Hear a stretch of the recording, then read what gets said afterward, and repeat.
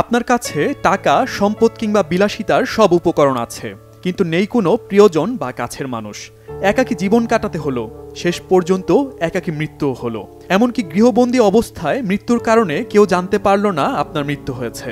এমন ঘটনা বিশ্বের অন্যতম সুখী দেশ জাপানের। দেশটিতে প্রায় প্রতিদিন নিঃসঙ্গ অবস্থায় মারা যাচ্ছে মানুষ।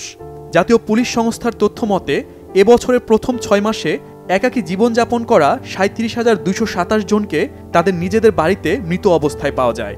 এই বিশাল সংখ্যার মধ্যে ৩,৯৩৯ জনের মরদেহ মিলেছে মৃত্যুর ১ মাসের বেশি সময় পরে।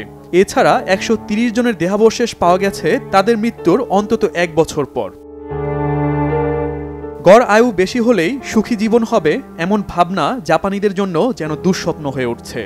জাতীয় পুলিশ সংস্থার তথ্য মতে একাকী মৃত মানুষের মধ্যে ৭,৪৯৮ জনের বয়স ৮৫ বছর বা এর বেশি, ৫,৯২০ জনের বয়স ৭৫ থেকে ৭৯ বছর এবং ৫,৬৩৫ জনের বয়স ৭০ থেকে ৭৪ বছরের মধ্যে।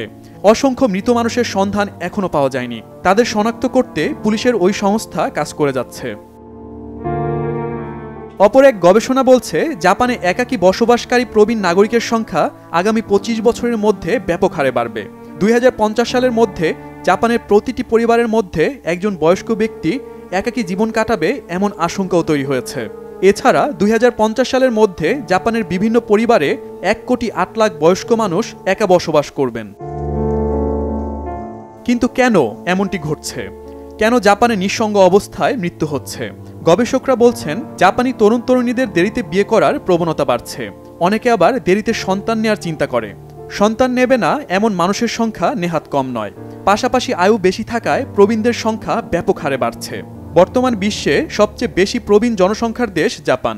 প্রবীণ এই জনসংখ্যা নিয়ে সংকটের মুখে পড়েছে দেশটি। Shahid Arafat, Bangla vision, news desk.